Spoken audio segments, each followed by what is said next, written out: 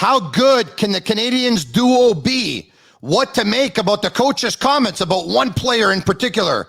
Has one goalie made another goalie expendable, and his future at center or on the wing? We discuss on the Sick Podcast. I'm Marinero. Brian Wild of Global TV Montreal is coming up. Turn up your volume. Because you're about to listen to The Sick Podcast with Tony Marinero.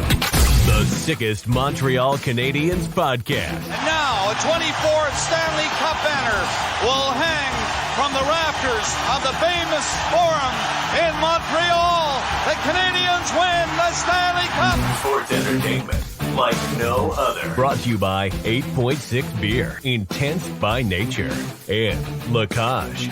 If the last time you went to La Cage was when the Habs won the cup, it's time you went back to La Cage. The menu will surprise you.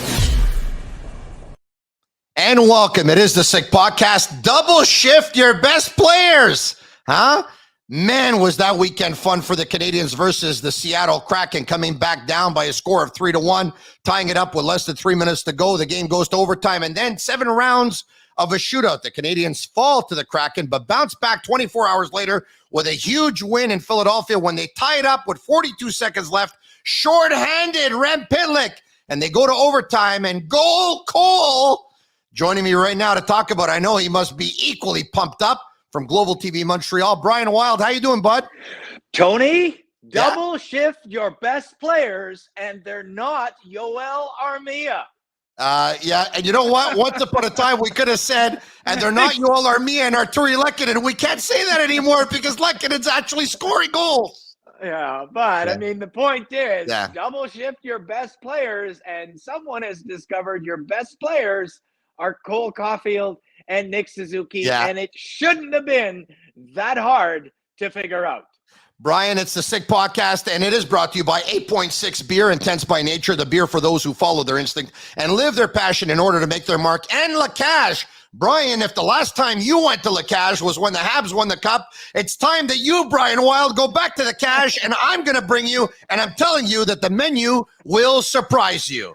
I'll take La Cage, and I'll take 17.2 quick math of that beer. That was two of them. That's pretty good. It's funny. Actually, I'll take 34.4. I'm in a mood. Brian, the way the Canadiens are going, we might even get some free wings at La Cage because they're scoring goals. They are. But, you know, they're also winning close hockey games. It's been a lot of fun. I think this weekend was absolutely fantastic. With the ceremony for Ukraine. I talked about that with Stu Cowan yesterday. The fact that Canadiens were able to come back down 3-1, the 7 rounds of the shootout. But that game in Philadelphia is what I want to talk to you about, Brian. And Nick Suzuki scores 2 goals after scoring a goal on Saturday. Cole Caulfield gets the winner in overtime. Brian, I want to ask you, how good will be the duo of Suzuki and Caulfield? The sample size is pretty small, right? But last 11 games, 15 points for one and 16 points from the other. And all I want to tell you is the sample size is small, because if that's an actual sample and they don't start to degrade, these are 2 80 to 90 point players, which is something we would have never thought of saying, especially about Caulfield, only a month ago. But the math is the math. And all I'm waiting for is about another 10 games to see how it plays out.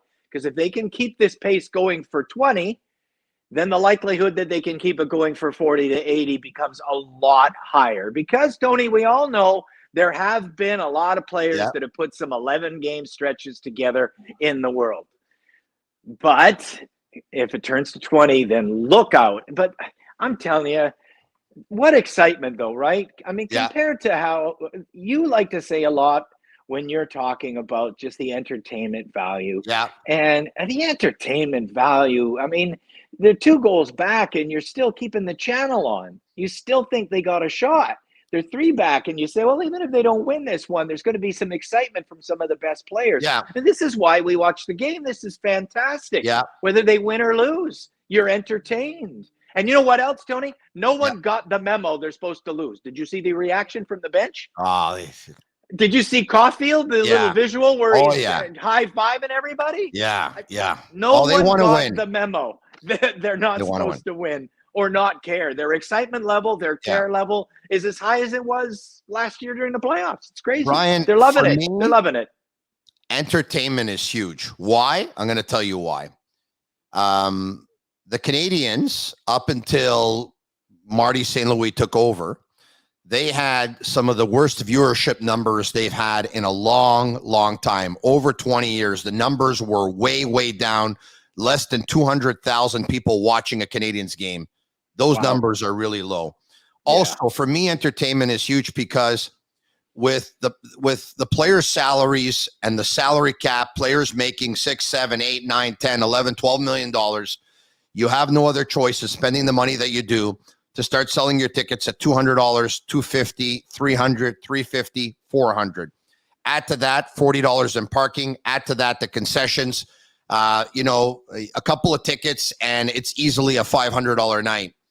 And now, if you want to have people in your building night in and night out at $500 plus per night, or you want to have viewership numbers more so than 200,000, you have to give them entertainment. Look, at the end of the day, only one team can win the Stanley Cup every year. And sure, that'd be great to do so. But, you can't control being entertaining, because if you're a coach and you give them concepts and not systems, and you open it up and you double shift your best players and you give those players freedom, chances are you can put on a show. So I'm very happy with the way the Canadiens played this weekend. I thought it was absolutely fantastic. I want to give you, we're going to have fun here. I want to give you a couple of names in terms of Habs duos. And just some of them coming to mind, and maybe you can think of some, Brian. I don't want to go back way, way back, but I want to go back at least a decade, okay?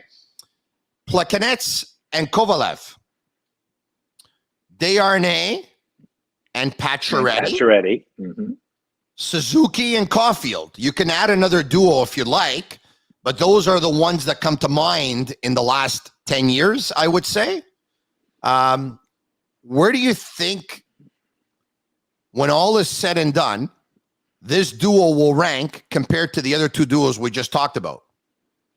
Compared to the other two that you just mentioned, okay. The last guy to put in a point per season better was Kovalev, right? 84 points. Yeah, and how long ago was that? 2009. That's so long ago. Yeah. They had a better than point, and then I just said 15 and 11 and 16 and 11. Can they do that? I'm going to answer yes. And if they can do that better than Kovalev's 84 in 2009, then the answer is number one. And in the last 10 years, the last 10 years, the most goals a player has scored was Max Pacioretty with 39. Yeah. So I know you just said number one. So in your opinion, and I know you didn't say this, but I'd like to get it. Can Cole Caulfield have a season of over 39 goals? And can Nick Suzuki have a season of over 84 points? And if it happens, can it both happen in the same season? If it happens, can it happen in the same season? If it happens, it would likely happen in the same season, right? Yeah, I would think so. Yeah, because it means one guy's hot and he feeds the other guy, and so the other guy's hot too. Yeah. And everything comes together in the same season. Now, those are big numbers, 84. I like Suzuki at 84 more than I like Caulfield at 40. Would you agree? Ooh, Brian, I don't know about that. With the way that really, look, his shot that beat Grubauer. This guy is like 5'6", maybe 5'7" on skates. Not the biggest, not the strongest, but it just goes to show you, shooting is not about size and strength. And yes, there are some guys that are big and have this tower, this laser of a slap shot. But shooting is a skill. It's an art. And I take a look at the way Cole Caulfield shoots the puck, and already in his rookie season, I don't know how many players shoot the puck better than him. I would guess that he shoots about 500 pucks per day. I mean, he comes across as the kind of guy who after practice goes home, has a bite, and then when he's got nothing to do at home, I don't see him playing PlayStation or Xbox.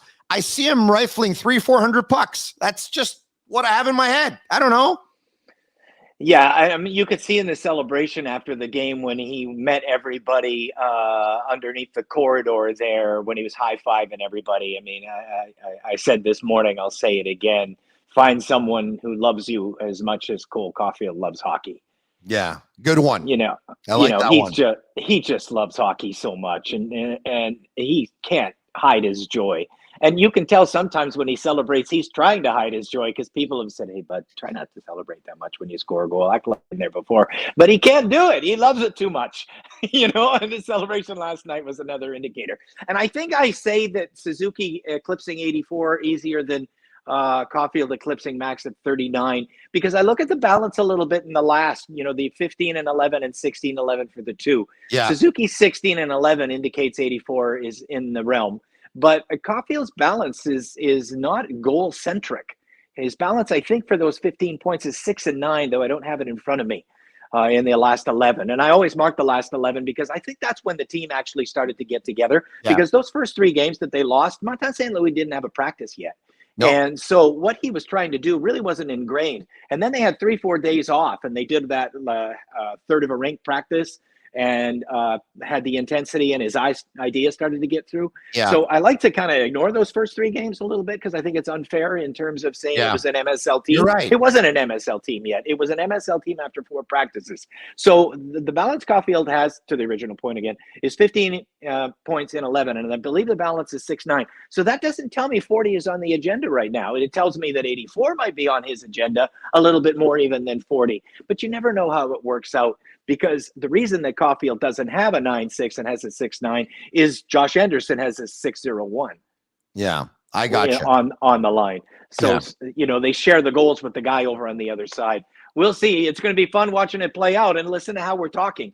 Yeah. When was the last time you and I had a conversation dating back to all the years that I did a hit with you on TSN? I mean, how many decades ago was that now that we never even had this conversation once, Tony? Yeah. And what's funny with the way the game ended last night, and I saw someone put it up there on social media, and I think I quoted it after, it was pretty funny, is the fans in Philadelphia, they knew, Brian, I'm sure you saw the video I'm talking about, but I'll take it back to the 2019 NHL draft. Cole Caulfield is slated to go in the top 10, but he's slipping the way usually one year there's always a player who slips. Well, in 2019, it was him. Because you'd have to think teams thought he was just too small. So he slips, and you get to pick number 14, and it's the Philadelphia Flyers. And Flyers fans are gathered in a sports bar nowhere near as nice as La Cage, because La Cage is, without a doubt, the best sports bar in Montreal, in Quebec, in Canada, and I think in North America. But anyway, there they are. And they're chanting, Cole, Cole, Cole, Cole. The Flyers brass goes up, and they announce from the U.S. National Development Program, everyone starts going crazy, Cam York. And then everyone just drops their hands. And they go, oh, my God. You hear it, too, right? No, they start holding their head, and what did we do? So the fans knew that Cole Caulfield was the better pick than Cam York. He might still go on to have a great career, Cam. He's still young, but. It's on your Twitter timeline because it's on mine too. I did the same thing last night. And the amazing part is the groan. He just, Yeah. And poor Cam York too, because he's not a bad hockey player or anything. Yeah. But the other guy won the Hobie Baker and in his second year, and in his first year was setting scoring records too. And of course with Hughes, who went number 1, Hughes couldn't have accomplished what he did without getting some help. And I actually had Caulfield top 5. And I was watching that draft just anecdotally to quickly set you up a little bit here with Simon Salikas. And Simon and I were at next door pub having a good time. And I'm like, Simon, they keep passing on Caulfield. I got him top 5. I got him top 5. And Simon's like, yeah, whatever. He's not really that into Cole. And I'm super into Cole.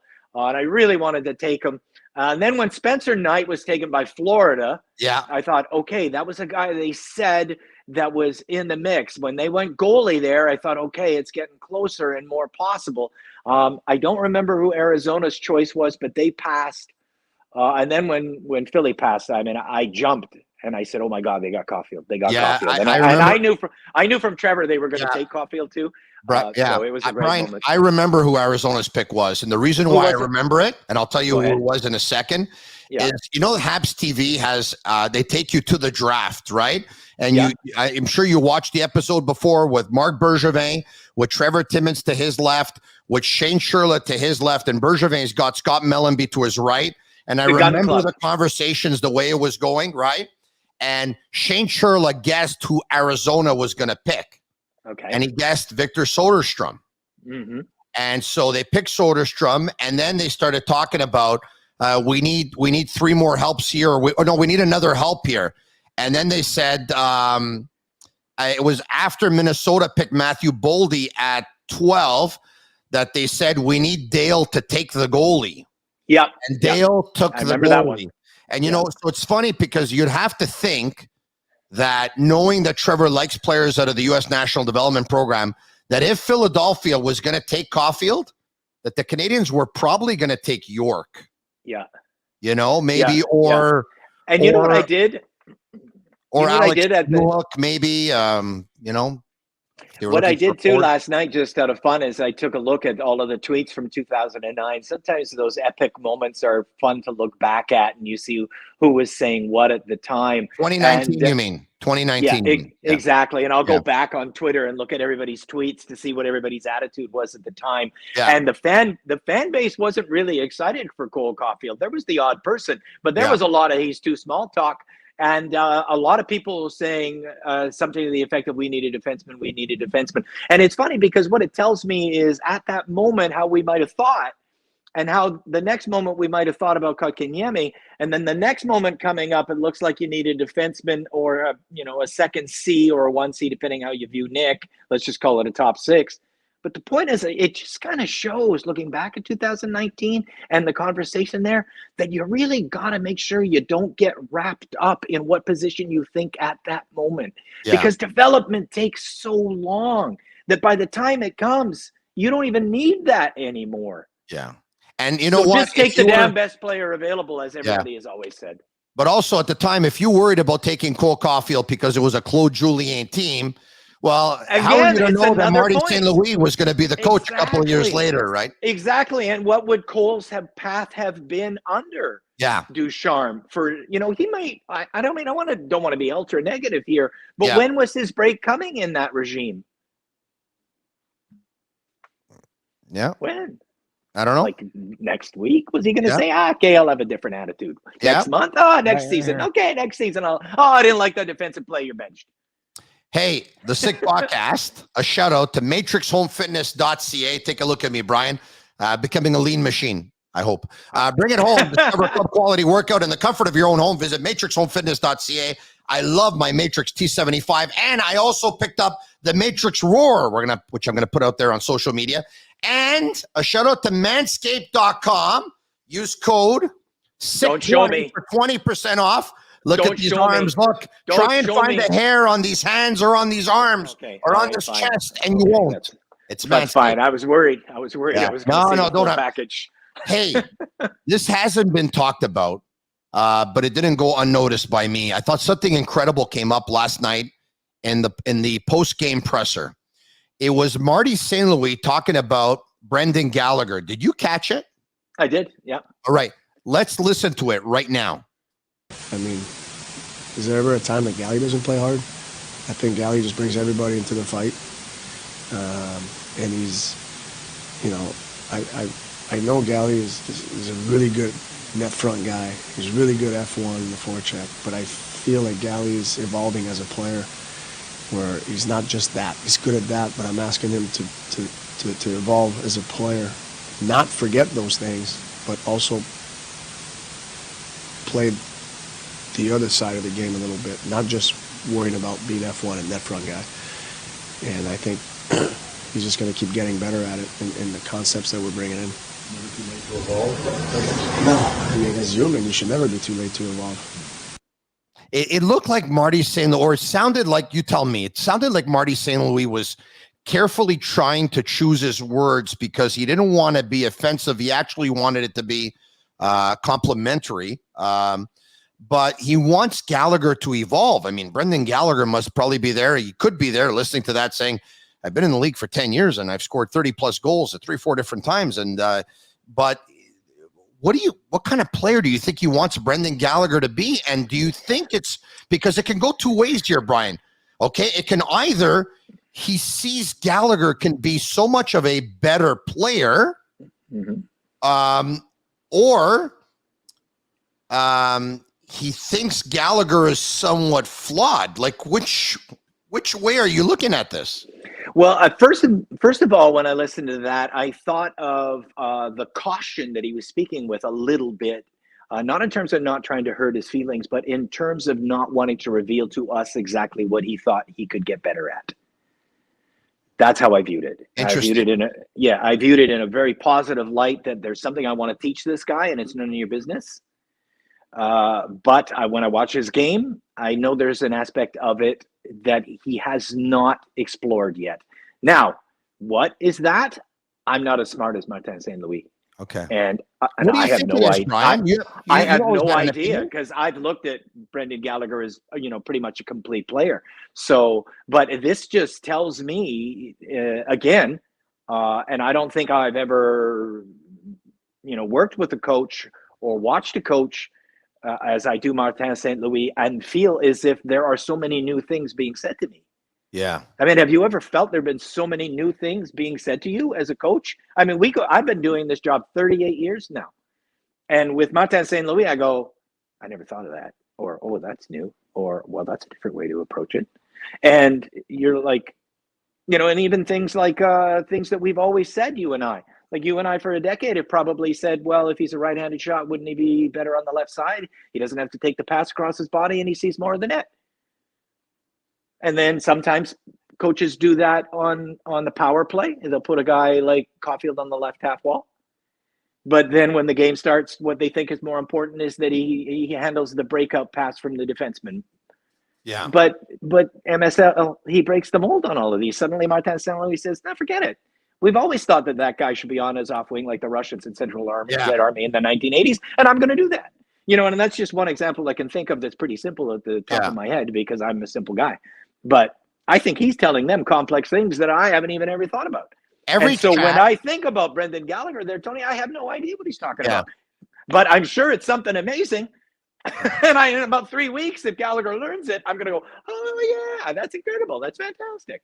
Brian, on nights do you have a guess? You asked me. Yeah, I do have a guess, and I'll get to it in a second. But I just wanted to add that on nights when the Canadiens don't play, I wish they would just interview Marty St. Louis, and I would just sit back. It seems like it's like a hockey tutorial, right? It's like a hockey lesson. It's really enriching, to tell you the truth. My guess is that can it be that St. Louis wants to change the way Gallagher plays the game so as he can be more economical with his energy, and so that he can put it I just probably think he watches him play and says he doesn't have to be the F1 all the time. Him going in to be the F1 means that he has to finish his checks. He's got to be the first one in. He's got to battle. He's going to lose energy, and it's going to take away from his ability to score goals. Or is it this guy shouldn't be an F1? Can it be that? Because here's what's funny about F1 right now, and this is something that Martin St. Louis said that I read in the terrific article that Mag and Arpin wrote for The Athletic. I don't know if you saw that one. It was the top 10 things that Martin St. Louis... It was a fantastic article. Just one of the best articles I've ever read. And, in that article, he basically kind of indicated, again, another change in philosophy in that you don't have to think of one guy as your F1 who's the best forechecker, but your F1 would be just the first guy that happens to arrive. Yes. And then your F2 is the guy that watches the way the F1 is pushing the play so he can get in the right spot. So maybe, you're right that he's not saying you are always the F1. If you see a guy's going in first ahead of you, don't race in like a madman. Watch the way that he pushes the play and angles off his defensive opponent, and then take your cues from that And then the F3 takes the cues from the F2. And I mean, you know Because, where I Brian, really if I like can, it? Go ahead. Yeah. if the F1 is always the same guy, then it's so systemic, and this way it's more improv. It's easy, and you don't have to wait for the other guy. It's the closest guy to him becomes the F1, and that's how you go. And you know what? I'm going to use a word here that whenever I hear MSL talk, I think of this word because it encapsulates his philosophies all the time. It's organic. Who's going to be F1? Organically, it's you. Why? You're first. Correct. You've arrived to the blue line first. Yeah. The line change is happening. The other guys are not there yet. What are you going to do? Wait? You know what I mean? Yes. I just feel like everything about him. We finally found it. It's organic. And everyone knows, Brian, that organic is better for you. It's organic. Is that a sponsor? Did I lead you into a sponsor? A potential sponsor. We'll take them. No, but I mean, that seems to be his. Every time I listen to him, I say he sees hockey in his mental worldview as an organic exercise. Nothing is forced. And when you're conceptualizing in organic ways, it's the way he sees the game. You know, like when he talks about F1, F2, F3, and how that works. Yeah, they're playing. It's like the Matrix. You know, he's like Neo in the way he's kind of looking at it. And MatrixHomeFitness.ca. There you go. See, you managed. So that's beautiful. That's great. So when he sees the game like that, and I listen to him talk about the game like that, I just feel as if he's like, you know, he's 3 steps ahead of us. Yeah, I really do. I've never liked the coach so much in my life. I said one time on Twitter, and Dave Stubbs responded like, "Are you crazy?" I said one time that I thought coaches were overvalued. If you don't have talent, it's not going to matter. No, yeah. I said it. Yeah, I hear you. I said if you don't. I sometimes think coaches are overvalued. If you don't have talent, it's not going to matter how you coach. But Martin Saint-Louis makes me think that I was wrong. Because I see pretty much the same talent, you know, took 45 games to get 8 wins. He needed 14. Brian, he's 45 to 14 is like a pretty big difference. Brian, for me, he's changing the way coaches should coach the game, and I think we're going to see a lot more Marty St. Louis as coach going forward. You love the guy. I mean, I'm already sending the National Hockey League an email to change the Jack Adams Award to the Marty St. Louis Award. I mean, I love him so much. But anyway, okay. So look, we love Marty St. Louis, and I agree with you. I mean, he's very refreshing. I want to talk to you about Rem Pitlick, because I would imagine Rem the Gem. By the way, I gave him that name. I would imagine that Rem the Gem loves playing for Marty St. Louis, and I would imagine, based on the ice time that he's getting, that Marty St. Louis loves Rem the Gem, who tied the game up yesterday. Isn't that something? Chris Weidman takes a penalty with a minute left. Yeah. The Canadiens are down by a score of 3-2.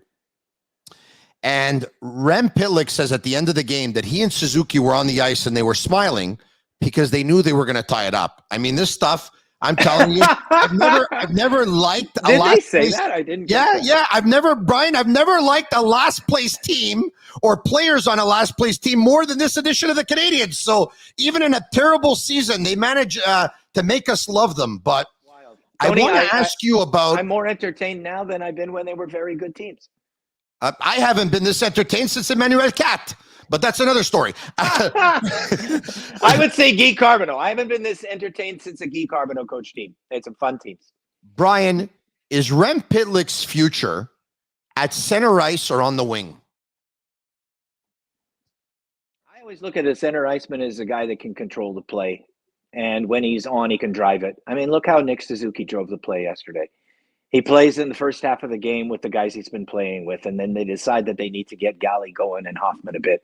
So Suzuki switches over to the other line, and suddenly that line dominates, and the other line falters without having Nick Suzuki. So you didn't see Pitlick when he was sent back to play with Caulfield and Anderson carry the play like Suzuki carries the play, but that's a hell of a thing to accomplish because Suzuki's one hell of a player. And I'm not sure he's a centerman because I don't know if he can carry the play.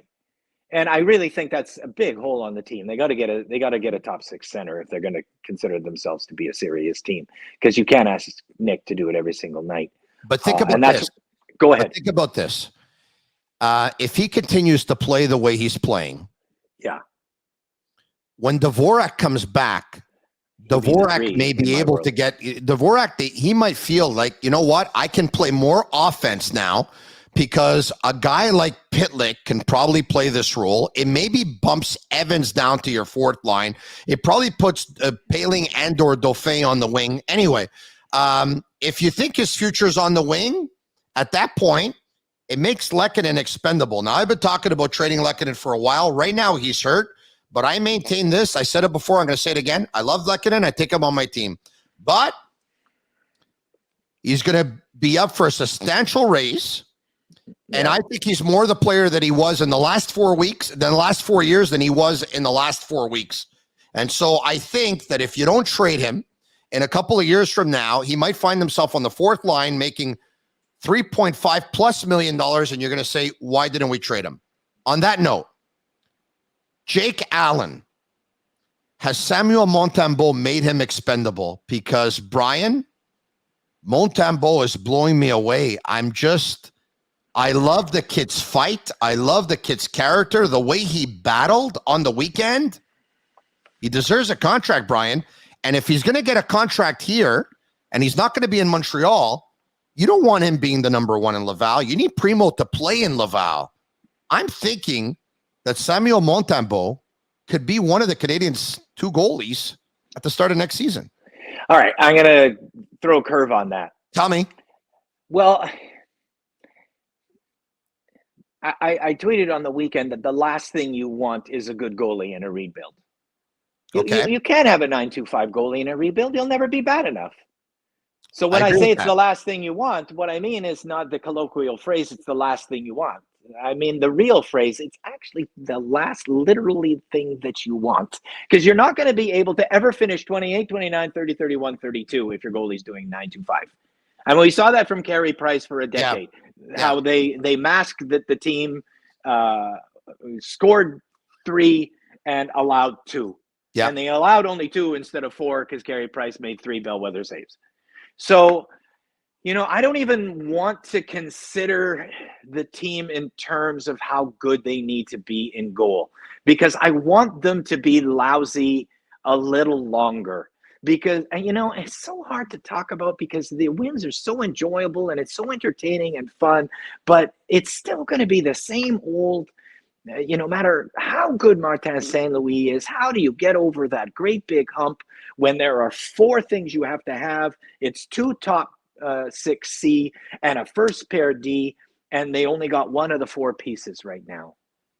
You got to have the other pieces. Well, hold on a second. The 4 pieces are 2 top centers. Right, and they got Suzuki. Okay. A number 1 defenseman. 2 number 1 defensemen. 2 number 1 defensemen. Okay. Well, 2 first pair defensemen. Yeah, I would say that. And they have 0. I would say maybe 5 pieces and a 30+ goal scorer, and I think they're going to have a Cole Caulfield goal. The 30 goal scorer, 30+ goal scorer, which is Caulfield. Well, yeah, I mean, you got 2 centers driving the play. You're always going to have a 30 goal scorer. Yeah, you're probably right about that. All right, okay. So now I'll end it with this though. Is Montembeault better than Allen right now if Allen comes back and Allen is healthy? Oh no, not to me. No. Allen, so then you should trade Jake Allen with your logic. Definitely, in my view. But I mean, nobody would understand my logic unless I get to explain it. Do you trade Jake Allen? Hell yeah. Because he can give you a 9.15 when he's hot. I think Allen tops out in a good season at 9.15 to 9.20, and I think Montembeault tops out when he's playing really, really well at 900 to 9.05. Do you think that's fair? I think that's fair. And if we think in terms of you don't want to finish 12th or 17th or 19th, so the worst thing you can do is finish 19th, right? Yeah. That's what they've been doing for a decade. I hear you. Of course. Listen, you're and you and I are on the same page on this. I like this recent run. Really, I do. But you're preaching to the choir. It's the weirdest thing in the world to talk about this because we're loving Cole Caulfield and we're loving Nick Suzuki. We're loving the way they play. We're loving, some fringe elements like Ryan Paling improving, Jake Evans looking comfortable if he were slotted in the right place as the center.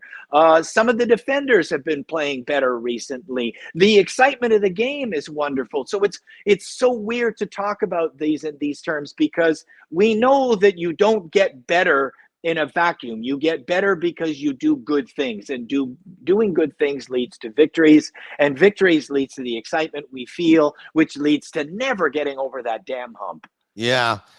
Geez, I'm more confused now than when we started the show. You want to know why? Because I suck. Because you just talked me out of double shifting your best players. If you double shift your best players, you can't rebuild, Brian. We're back to square one. Jeez. You know what though? Like, it's not a guarantee that here's how I see it. It's not a guarantee that the defenders they need are picked from 1 through 5. But it is a guarantee that the center you need is picked 1 through 10. Wouldn't you agree? There are few exceptions, but it's an outlier. It's an outlier, man. Yeah. To get a top flight, control the game center, you generally pick, and even then you could not get one. Kotkaniemi at 3, Hayton at 5 or 6 or wherever he was to Arizona. Yeah. He still hasn't done anything. He was the second best center in that draft. But for the most part, McDavid at 1, McKinnon at 1. Right. Matthews at 1. Right, exactly. But Barkov at did he 3? go? I think he went 2. 2? Okay, or maybe 3. Yeah, I think he went 2. Drouin doesn't matter. 3. Our point is that they were drafted high. However, in concluding the point, when I talk about where one finds those first pair D and first top 6 C, the D can arrive at 12, 17. You know what I mean? Like, it's a lot. I mean, I'm not saying it doesn't have, like, Sanderson was 5. Doughty, I think, was 3. I'm not saying that, it doesn't help to take the best one available. Of course. But there have been some 9s to 13s that have turned into top pair D. So that's the goal. Don't worry, Brian. I can smell what Brian Wild is cooking. I don't know how to do the eye thing.